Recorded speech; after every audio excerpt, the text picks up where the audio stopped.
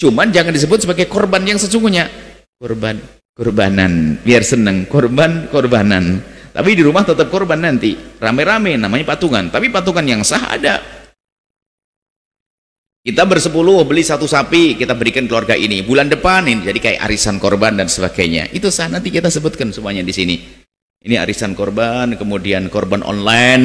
Nah, online nggak ada masalah. Online itu maksudnya apa?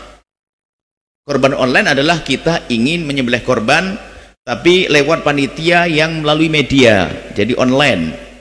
Maka ini dengan cara-cara pertama, Anda harus menduga bahasanya panitianya itu benar. Kalau Anda tahu, Anda nggak tahu bagaimana Anda mengirimkan. Anda kenal siapa yang mengadakan, siapa yang menyelenggarakannya. Jangan-jangan hanya orang aja menyadap, barangkali ada rezeki masuk kan.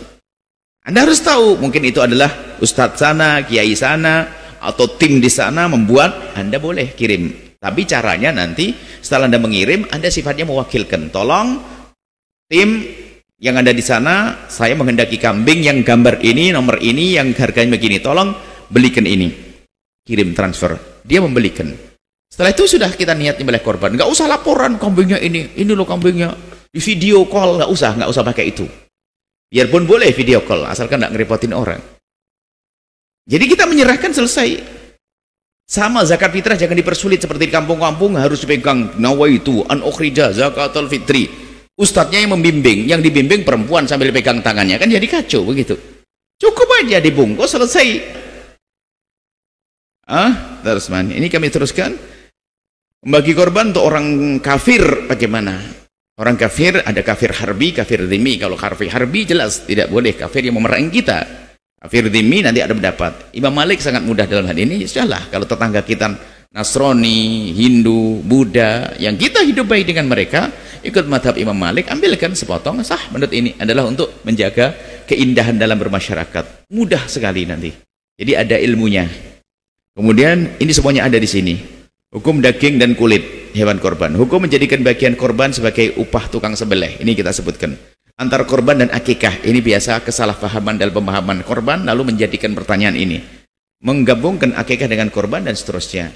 Ini masih sangat mungkin kita merindukan ada pertanyaan-pertanyaan yang banyak tentang korban. Nanti ada buku kedua seputar pertanyaan seputar korban nanti insya Allah. Ini baik, kita langsung saja kepada hikamnya Imam Ibn Athaillah As-Sakandari. Ini kitabnya, mohon nanti yang pengen beli, yang pengen pinjem. Yang pengen denger kan, ini sudah kita bahas kalau salah tahun yang lalu. Buka kembali di channel ini adalah ada. Kita sudah bahas ini tuntas di setahun yang lalu insyaallah. Mungkin yang jauh beli kitabnya susah, Anda bisa tengok, denger aja. Sambil mau tidur, jangan sambil tidur. Dengar sambil tidur, nak ketemu mendengar ceramah sambil tidur. Ada ngomong, Buya gimana hukumnya saya dengar ceramah sambil tidur? Hebat kalau ente sambil tidur bisa dengar ceramah sambil baringan, barangkali begitu. Bismillah. Kita kepada hikmahnya Imam Ibn Athaillah As-Sakandari. Berkata Imam Ibn Athaillah As-Sakandari rahimahullah ta'ala, nafa'ana Allahu bihi wa bi ulumihi bi ulumi masyayikhihi wa talamidatihi fid dharaini amin. Imam Ibn Athaillah menyebutkan dalam munajatnya, panjatan dan aduan-aduan beliau kepada Allah Subhanahu wa taala, mengadu tentang kelemahannya, tentang kekurangannya, tentang kesalahannya, mengajari kita, Ilahi, wahai Tuhanku ya Allah, kaifa takiluni, bagaimana engkau akan melepasku, menyerahkanku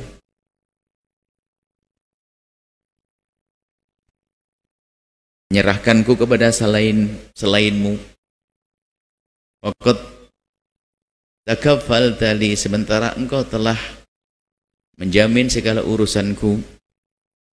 Maknanya di dalam memohon itu harus membangun keyakinan bahwa kalau kita mengadu kepada Allah, berdoa itu kan kita ingin mengadukan hajat kita, maka kita harus benar-benar punya keyakinan yang kuat, keyakinan yang benar bahwa Allah lah yang maha kuasa mengkabul hajat. Sehingga mengadu, ya Allah, Tidak mungkin ya Allah kepada selainmu ya Allah. Hanya kepadamu ya Allah. Engkau yang telah mencukupiku ya Allah. Makanya meyakini ya Allah tidak mungkin kau akan serahkan aku kepada selainmu. Sebab yang maha kuasa hanya engkau ya Allah. Maka aku mohon kepadamu ya Allah. Sanjung dulu Allah. Dan begitulah caranya. Allah tidak perlu dengan sanjungan kita. Tapi adab kita meminta ternyata dengan menyanjung dulu. Kalau kita kiaskan dengan manusia juga sah dalam istilah cara. Cuman kalau manusia cenderung menjilat nanti. Kalau kepada Allah namanya kita menghambakan kita. Kalau kita ingin minta kepada seseorang, Anda orang Masya Allah, Alhamdulillah, dilapangkan rezekinya. Kemudian setelah itu ngomong, ini ada hamba Allah yang punya hajat. Bagaimana Pak Haji? Kan begitu ya? Tapi kalau belum apa-apa sudah suudon, ada model ente ini gak kira bantu orang. Tolong ini ada orang. Ya, kurang ajar, sama manusia aja kurang ajar. Lah kok kepada Allah kok suudon bagaimana? Harus khusnudon. Allah maha kuasa. Engkau maha kuasa untuk mencukupi semuanya ya Allah. Engkau maha kuasa. Dan tidak ada yang menghalangi kehendakmu ya Allah. Dan aku sangat lemah ya Allah. Maka ya Allah, kabulkan hajatku. Lah itu pantas. Itu kan adab memohon. Sehingga dalam panjatan doa kita tidak anjurkan mengucapkan Alhamdulillah dulu. Sanjung Allah. Kan begitu dalam berdoa kita mendahulukan Alhamdulillahi Rabbil Alamin. Alhamdulillahi Rabbil Alamin. Kaifa akhibu. Atau ya Allah, bagaimana mungkin aku bisa menjadi terhalang daripada kebaikan? Tidak mungkin. Wa antal al-hafiyyu bi, sementara engkau adalah zat yang meliputiku dengan kebaikanmu untukku. Jadi kita harus selalu husnudzon kepada Allah.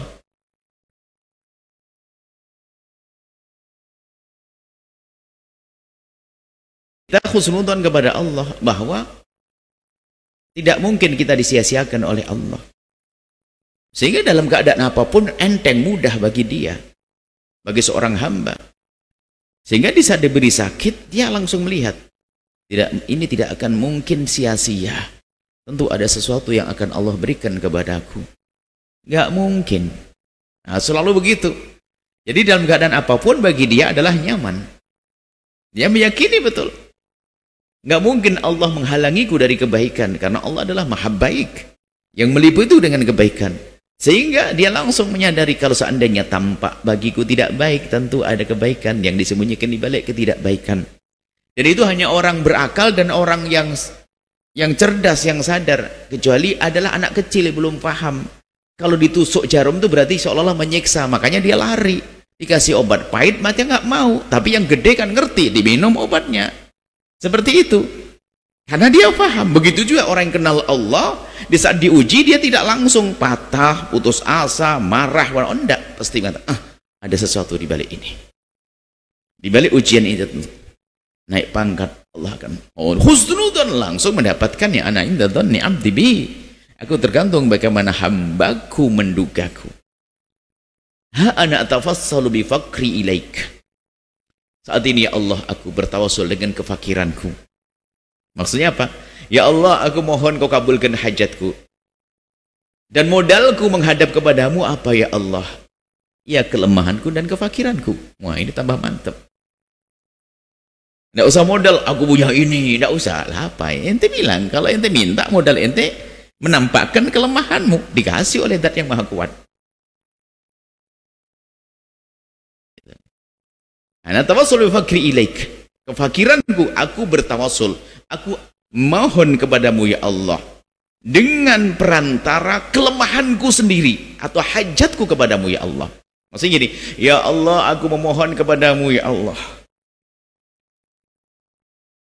Dan aku memohon kepadamu ini tidak punya modal dan bekal, kecuali bekalku adalah kesadaranku tentang hajatku kepadamu ya Allah.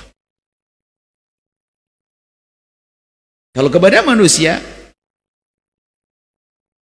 tidak ada yang membawaku ke sini kecuali karena aku hajat kepadamu. Dan tidak aku memilihmu kecuali karena aku menduga kau akan memberiku. Nah, itu kan kepada manusia.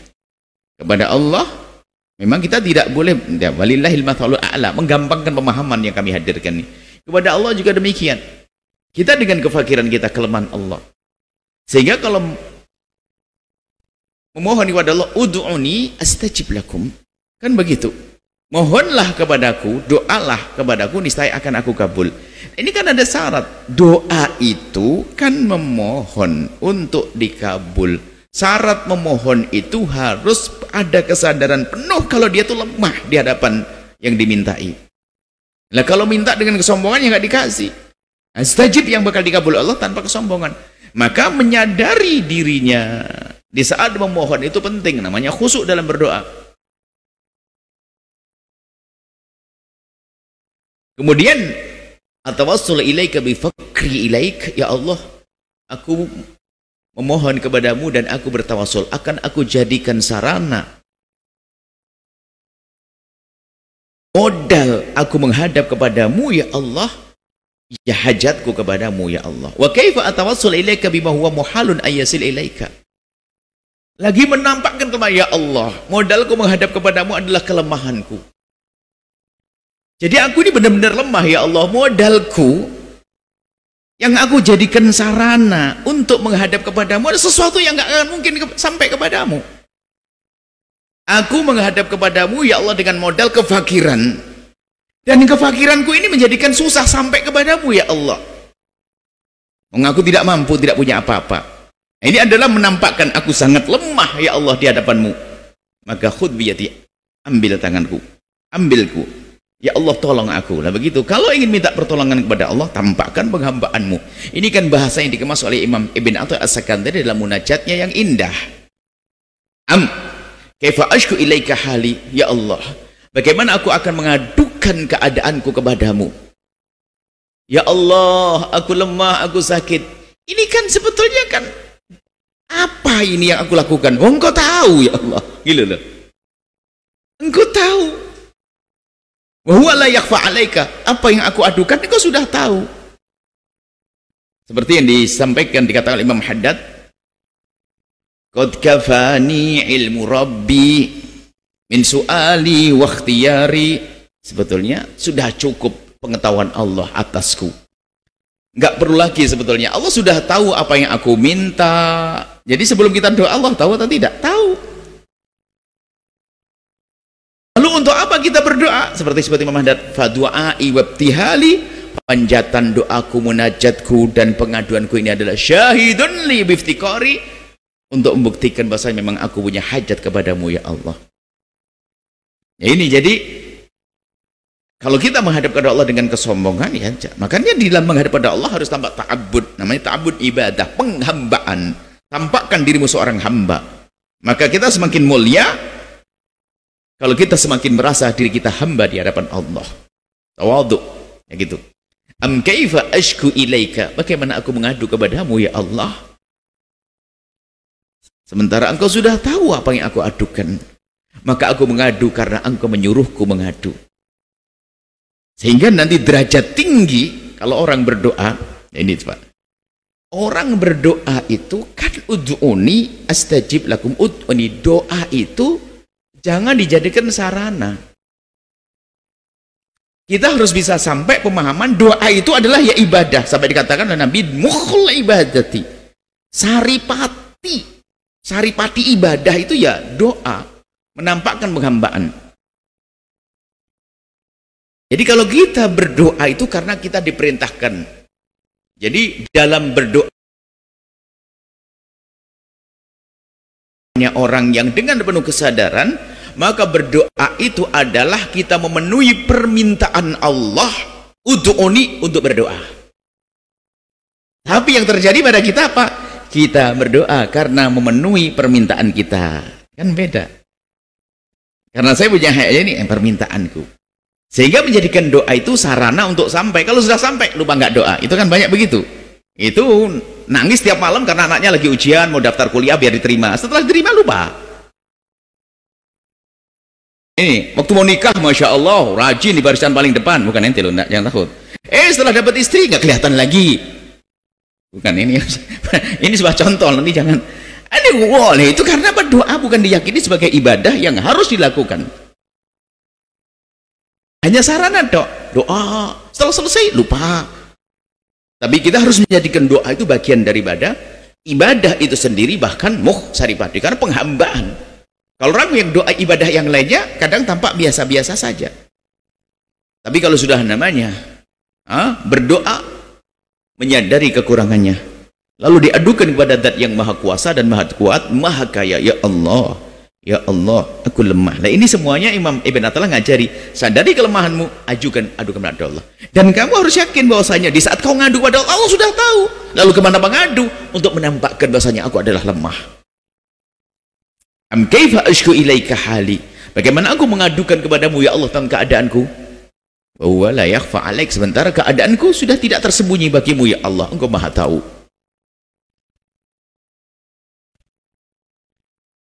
Am kaifa utarjimu, masih banyak am kaifa utarjimu bimaqali wa huwa minka baraz.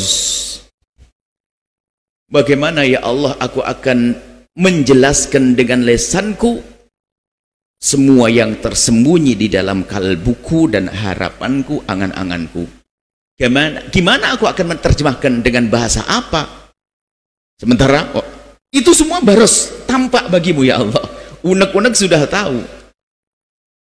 Jadi tidak lain bahwasanya yang aku lakukan ini karena aku hamba, gitu saja, penghambaan.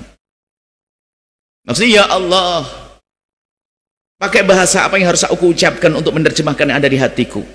Engkau sudah tahu. Utarjimu maqali, bagaimana aku menerjemahkan dari apa yang aku inginkan, aku harap engkau sudah Maha tahu itu semuanya.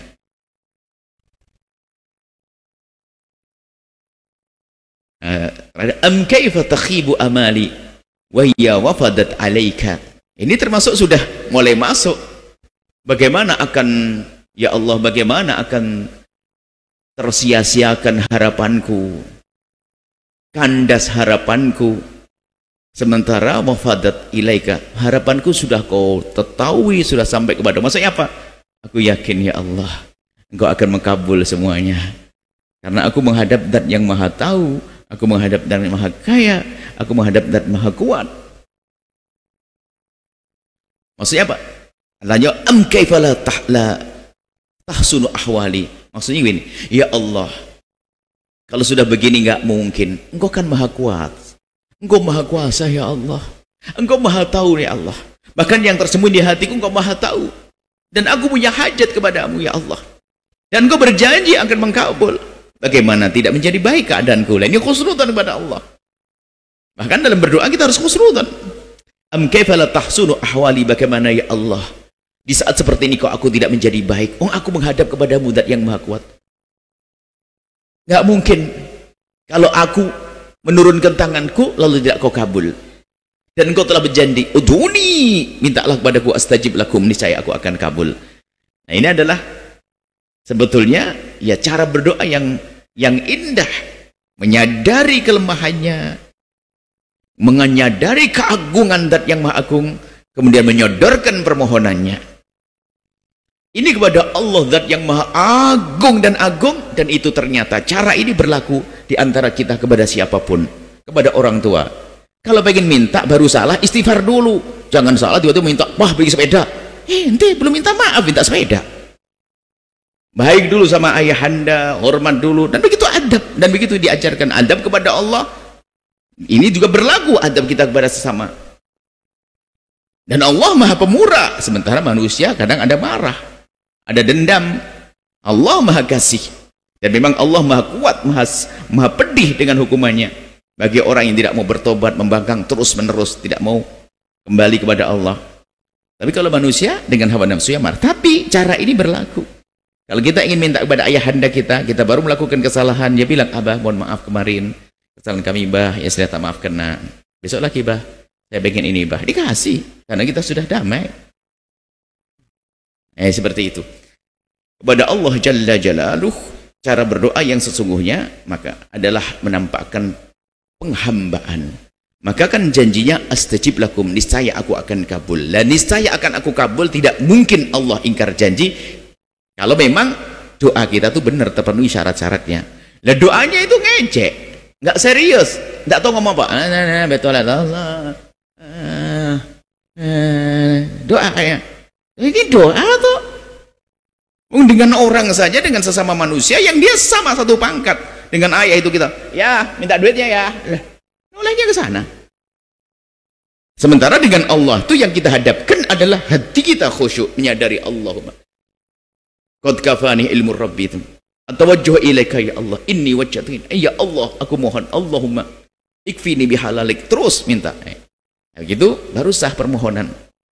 Ini adalah gambar tentang munajatnya Imam Ibn Athaillah As-Sakandari. Ayo, jika kita berdoa, sadari bahwasanya kita betul-betul punya hajat. Hajat kita ini apa? Kita hadapkan di hadapan Allah. Dan kita sadari bahwasanya nggak mungkin kita bisa